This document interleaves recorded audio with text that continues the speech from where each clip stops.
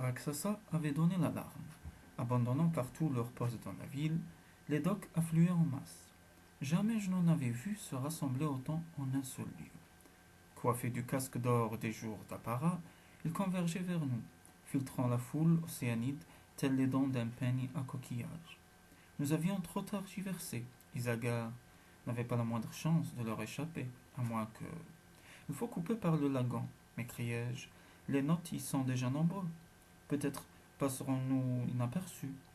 C'est une chance à courir, opina Sancho. Je tente une diversion, annonça l'arbitre de Mayaga. Gare aux matraques électriques, prévint Alf.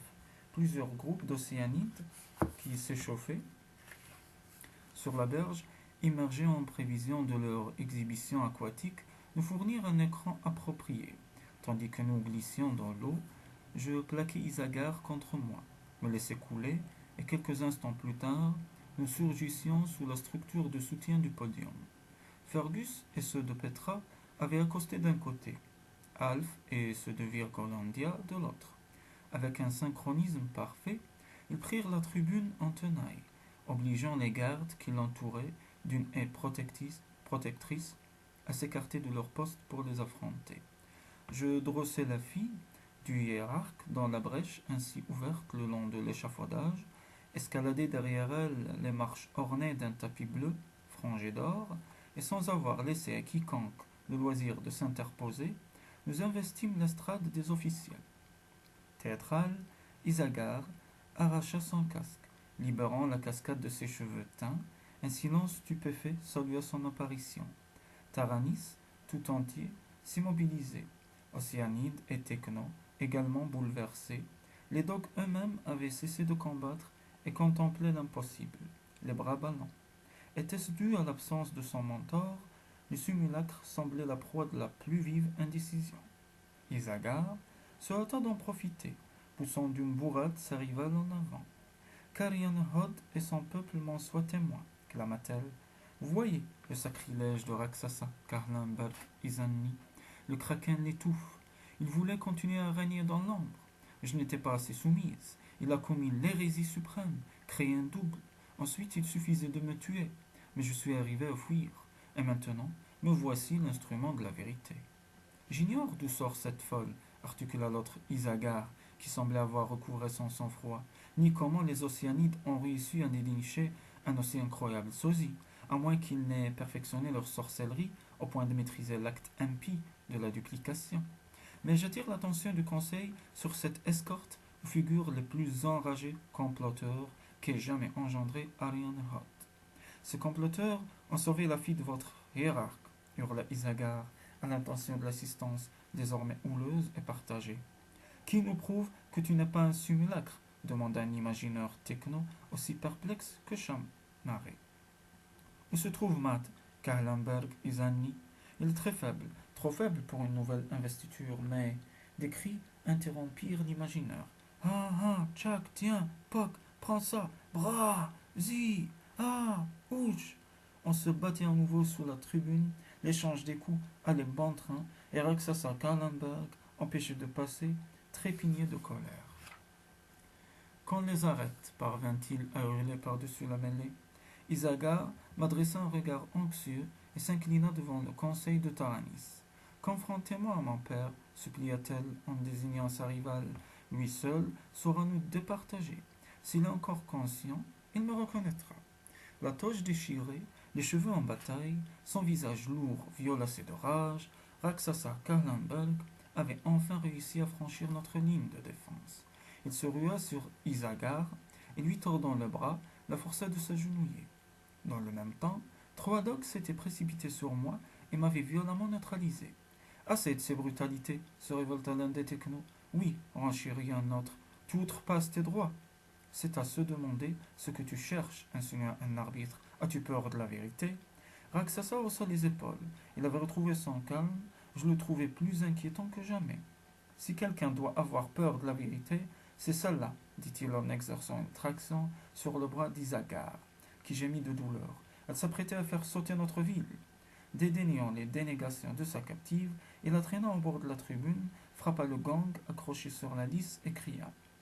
Peuple de Taranis, je te préviens, Ces altères que tu crois pacifiques et que tu côtoies sans méfiance allaient détruire ta ville pour imposer leurs créatures. Si je n'avais découvert le complot, des bombes auraient anéanti le plus ancien berceau des hommes sur Arianrhod. À la surprise provoquée par une telle affirmation, succéda le tollé de protestations océanides. Je remarquai l'habile disposition des dogs qui avaient infiltré la foule des nôtres. En cas d'émeute, ils la retarderaient assez pour permettre un repli des technos à l'intérieur des murs. Raksasa Karlenberg était un stratège avisé. Il avait craint le pire et s'était préparé en conséquence. Triomphant malgré les murmures incrédules qui provenaient de la tribune, il adressa un signe en direction de la tour de spectacle et frappa une nouvelle fois le gong. Que ceux qui doutent ouvrent les yeux. Voici la preuve de ce que j'avance. Annoncé par son crépitement caractéristique, le dôme Odivi se constitua au-dessus des forums. Le champ scintillant s'obscurcit et la projection commença. Les caméras avaient été placées sous Taranis, comme on pouvait en juger à l'encre qui figurait en arrière-plan de l'image. Réalisé en infrarouge, le film était d'une qualité médiocre. Les Raksasa n'avaient pas visé l'œuvre d'art. Plan général des Océanides, nombreux, une vingtaine peut-être, sur leur dos, un pactage épais semblable à celui des mineurs qui exploitent les nodules métalliques. Ils nagent en formation serrée, ciseaux rapides et précis des jambes, sillage de bulles, faible clapotis de l'eau. Plan moyen, certains des conjurés jettent de fréquents coups d'œil en arrière. Gros plan, un visage fugitif aux traits tirés par l'inquiétude. Plan général, dislocation du groupe, tous azimuts, signe d'adieu. Plan moyen, un océanide approche du socle. Il s'immobilise, coup d'épaule, pour se délivrer du pactage. Plan rapproché, une caverne étroite, le pactage apparaît dans son orifice, puis la main qui le pousse, un bras, deux bras, l'océanide se hisse à son tour, immobile un instant, les yeux vides, haletant, brouillé rauque de sa respiration, il se secoue, jet de gouttelettes en tous sens, l'une d'elles étoile l'image, d'un revers de main il essuie son visage, se penche sur le pactage, le défait, en sort avec précaution un objet qu'il pose dans un repli de l'écume. Gros plan, la masse grisâtre de l'objet, un détonateur s'y enfonce. Des mains arment un mécanisme, grincement d'engrenage, souffle court et sifflant du conjuré.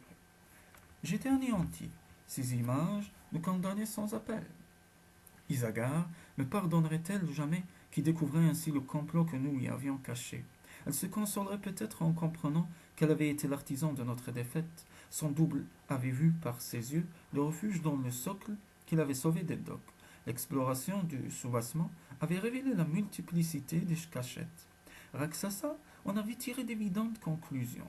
Il ne lui restait plus, ensuite, qu'à installer ses caméras. La stupeur raidissait Isagar quand la projection s'acheva. D'un bloc, elle se tourna vers moi, mais je baissai la tête, incapable de supporter le désarroi que trahissait son regard. Il y eut un brouhaha en contrebas de la lisse. De nouveaux cris, puis Sancha Kushulain Shanshi fit irruption sur la tribune protégée par Fergus, qui, en haut des marches, opposait à l'avance des gardes la giration violente d'un madrier. Autour du lagon, la révolte avait succédé à l'incompréhension. Des océanites s'en prenaient aux dogs en hurlant que ce film était une imposture, un montage forgé de toutes pièces. Sancha s'inclina devant les officiels techno. Seuls les conseils des sept cités étaient informés du complot, dit-il d'une voix calme. Mon peuple est innocent. Laissez-moi lui parler. Moi seul peux le calmer. Il n'en est pas question, s'interposa Raksasa. Tu as assez prouvé ta félonie. Toi et ta créature, vous méritez la mort. Tu n'es pas encore hiérarque pour répondre au nom du conseil. Quant à ma créature, tu sais bien qui elle est. Toi qui as tenté de la tuer, nous nous sommes contentés de la protéger. Elle ignorait tout de nos intentions. Mensonge! Vos imagineurs trancheront, conclut Saint-Chat. Et maintenant, me laisserez-vous parler? Ou tenez-vous à voir le sang couler? Qu'il parle! S'exclama un arbitre. Oui, vite, avant qu'il ne soit trop tard pour les arrêter, renchérit un autre. Saint-Chat s'avança contre la lisse et frappa plusieurs fois le gong pour rétablir le calme. Océanide! S'écria-t-il. Océanide! Écoutez-moi. Vos conseils avaient décidé d'obliger, aujourd'hui les technos, à nous restituer nos droits et notre égalité perdue. Nos moyens étaient ceux du désespoir, mais nous n'avions pas l'intention de tuer. Nous avons échoué. Ce n'est que partie remise. Je vous demande de rentrer au Sargasse dans le calme. Quand vous en êtes venu, vous serez quelque temps privé d'arbitre et d'imagineur, car nous allons nous constituer prisonniers. Gageons que les technos comprendront notre geste et que nous vous retrouverons bientôt. L'arbitre qui était intervenu en faveur du dialogue s'avance à son tour. Si vous regagnez vos cités sur le champ, il ne vous sera fait aucun mal. D'ici la fin des fêtes se tiendra un procès. Vos chefs seront jugés. Nous vous tiendrons informés du verdict. C'était fini. Les groupes les plus tumultueux se débandaient. Désorientés mais fidèles à leur allégeance, les nôtres s'acheminaient vers les portes. Les marchands repliaient leurs étals, la tête basse, les épaules affaissées. Eussions-nous été victorieux, sans doute ne nous aurait-il pas désavoués, mais la défaite pesait trop lourd. Sur la tribune, une âpre discussion opposait Raksasa à Saint-Chat. L'imagineur de Petra plaidait ma cause. J'étais trop jeune, mon rôle avait été celui d'un instrument. Un instrument est-il responsable? Peut-on le condamner? Certes, je savais que Saint-Chat cherchait à me protéger. Je n'en étais pas moins ulcéré d'être ainsi rabaissé devant Isagar, et quand un arbitre m'interrogea, je donnai libre cours à ma colère. J'ai 18 ans révolus, c'est l'âge légal du libre arbitre, n'est-ce pas? J'ai agi en pleine conscience, après avoir mesuré et accepté les enjeux et les risques de notre combat. Si vous arrêtez ce garçon, dit Saint-Chat d'une voix tranquille, vous devrez arrêter les membres de tous nos conseils. C'est bien ce dont j'avais l'intention, s'exclama l'oncle d'Isagar. Cet altère regrette-t-il son acte? Nous avons échoué. Ce n'est que partie remise. Voilà ce qu'il nous promet. Il faut choisir. Étaient les 7 cités des Sargasses ou vivre sous la menace. Tu es stupide, Raksasa Kalenberg Izani, intervint l'arbitre, qui l'avait déjà contredit. Où voudrais-tu emprisonner tous ces gens? Nous n'avons pas de structure adaptée. Qui parle de prison? Il y a des solutions plus radicales. La violence appelle la violence. Oublierais-tu le nombre des transformés? Tu nous as fait courir un grand risque aujourd'hui. Il faudra nous expliquer pourquoi tu nous as caché ce complot.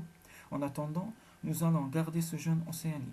Sa condamnation aura valeur d'exemple, et sa bouche ou son esprit nous en apprendront plus que ceux de ses tuteurs mieux aguerris.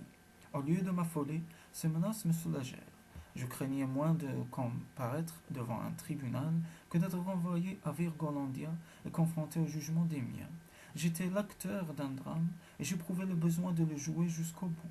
Simple spectateur, mon sentiment d'impuissance aurait été insoutenable, et je ne supportais pas l'idée de m'éloigner d'Isagar, son sort m'inquiétait plus que le mien. Je me laissais entraîner sans résistance.